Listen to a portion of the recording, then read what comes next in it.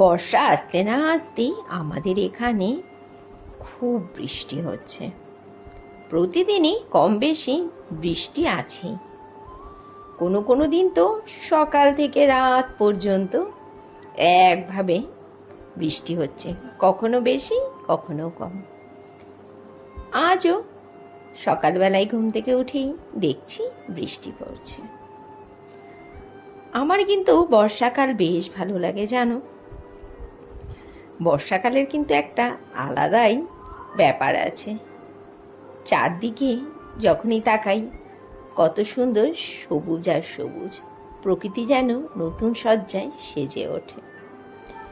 আর সকালবেলা ঘুম থেকে উঠে ফ্রেশ হয়ে প্রথম কাজ হচ্ছে আমার ঠাকুর জাগানো। তারপরে বড়মশাইকে করে দিলাম চা, ও বৃষ্টি মাথায় নিয়ে চলল অফিসে। এখন বৃষ্টিটা একটু কম হচ্ছে, তবু ওকে ছাতাটা দিয়ে দিলাম। বলা তো যায় না আবার কখন ঝপ করে বৃষ্টি নেমে যায়।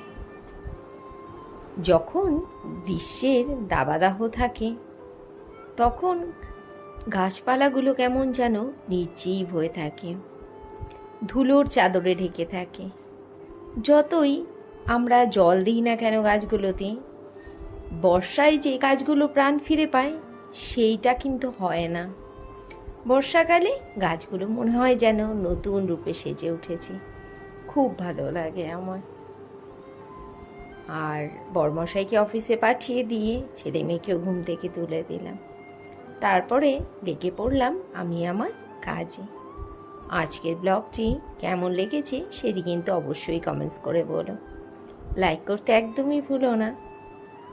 আর প্লিজ একটা লাইক করে দিও। তোমরা লাইক করো না কেন বলো তো? লাইক করতে তো পয়সা লাগে না। প্লিজ প্লিজ একটা লাইক করে দাও।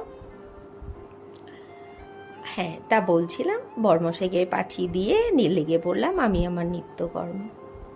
জানো তো কয়েকটা দিন ধরে না খুব কষ্ট পাচ্ছি। কি হয়েছে বলো তো? দাঁতে প্রচণ্ড ব্যথা। হে সোনা, আমার দাঁতে কিন্তু কোনো ক্যাভিটি নেই, আমার দাঁত ভেঙে গেছে। ভাগ্যিস সামনের দাঁতগুলো ভাঙেনি, তাহলে বড্ড খারাপ লাগতো দেখতে। ওই যে পেছনের দিকে যে মাড়ির দাঁতগুলো হয় না, ওখান থেকে একটা দাঁত ভেঙে গেছে। বছর দেড়েক আগে একটা দাঁত আমাকে তুলতে হয়েছিল। ওটা একটা আক্কেল দাঁত ভেঙে গেছিল, বহু বছর আগেই ভেঙে গেছিল। ঠিকঠাকই ছিলাম, হঠাৎ একদিন রাত্রিবেলাতে ঘুমের চোখে বীভৎস টাইপের পেন শুরু হয়ে গেছিল। সবাই ঘুমাচ্ছে আর আমি বসে বসে কাঁদছি। যাদের দাঁতে ব্যথা হয় তারাই একমাত্র জানে যে দাঁতে ব্যথা যে কী ব্যথা হয়। ডেন্টিস্টের কাছে গেছিলাম, ডেন্টিস্ট বললে এটা তো আক্কেল দাঁত, তার ওপরে গেছে ভেঙে, এটার কোনো কাজ নেই, তুলে ফেলো। বেশ সুন্দর তুলে এসেছিলাম, ভালোও ছিলাম জানো বেশ কিছুদিন। হঠাৎ করে তার পরের দাঁতটায় আবার যন্ত্রণা হচ্ছে, বীভৎস টাইপের ব্যথা হচ্ছে। পেন কিলার খাচ্ছি, যতক্ষণ অ্যাকশন থাকছে পেন কিলারে ততক্ষণ ব্যথাটা হচ্ছে না। যেমনি অ্যাকশন কেটে যাচ্ছে যথারীতি পেন শুরু হচ্ছে। আর ভাই রে ভাই, দাঁতে ব্যথা যে কী ব্যথা যার হয় সেই বোঝে। কানে ব্যথা হচ্ছে না মাথায় ব্যথা হচ্ছে না চোখে ব্যথা হচ্ছে গলায় ব্যথা হচ্ছে, কিছুই বোঝা যায় না। শুধু মনে হয় চুপচাপ পড়ে থাকি, কারো কোনো ভালো কথাও তখন সহ্য হয় না। মনে হয় কিছু বলতে আসলে হাতের কাছে ঘটিবাটি যা আছে ছুঁড়ে মেরে দিই, এতটাই কষ্টকর। সেই কষ্টটাই সহ্য করছি, কিন্তু বসে থাকার উপায় নেই। একটা পেন কিলার খেলাম, খেয়ে নিয়ে ঘরের কাজে লেগে পড়লাম। কি করব বলো, একার সংসার, বসে তো থাকার উপায় নেই, কাজ তো করতেই হবে। তোমাদের সাথে কথা বলতে বলতে সকালে ঘরদোর গোছগাছ কমপ্লিট হয়ে গেল। এখন গুছিয়ে গাছিয়ে রাখলাম, দুপুরবেলাতে রান্নাবান্নার পর ঘরদোরগুলো গুছিয়ে নেব। আর এদিকে দেখো বর্মশাই হরিদ্বার থেকে সঞ্জীবনী গাছ নিয়ে এসেছিল। এর আগে আমি কখনো দেখিনি জানো। একদম শুকনো শুকনো ছিল।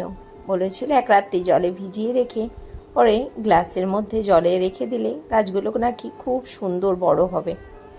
জানি না, বড় তো হচ্ছে না, ওই একই রকমই রয়েছে। হ্যাঁ, গাছে কিছু শেকড় গজিয়েছে। দেখা যাক এই গাছ কত বড় হয়। আমি প্রতিদিনই সকালবেলাতে জলটা পাল্টে দিই। তারপরে চলে এলাম রান্নাঘরে। ফ্রিজে ছিল বাটা মাছ, বার করে রেখেছিলাম আগেই ফ্রিজ থেকে, বরফ ছাড়িয়ে নিচ্ছি। আর আজ বেশি কিছু রান্নাই করব না জানো, যেহেতু শরীরটা ভালো নেই। এখন বাজে দুপুর 2:15, আর এখন লাঞ্চ করব।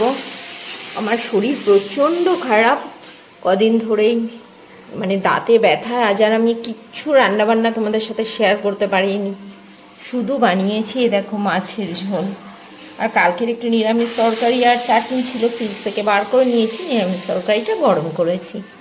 আর ভাত। বিকেলবেলায় বর্মশাই অফিস থেকে আসলে তারপরে যাবো ডেন্টিস্টের কাছে। ডেন্টিস্টের কাছে গিয়েছিলাম। ডক্টর বলল 5 দিনের ওষুধ দিয়ে যে ওষুধটা খেয়ে আবার আসতে হবে, নইলে দাঁতের আরসিটি করতে হবে, আর নইলে দাঁতটাকে তুলে ফেলে দিতে হবে। যাকগে, দেখা যাক কি করি। রাতের খাবারের জন্য তৈরি করে নিলাম গোলা রুটি।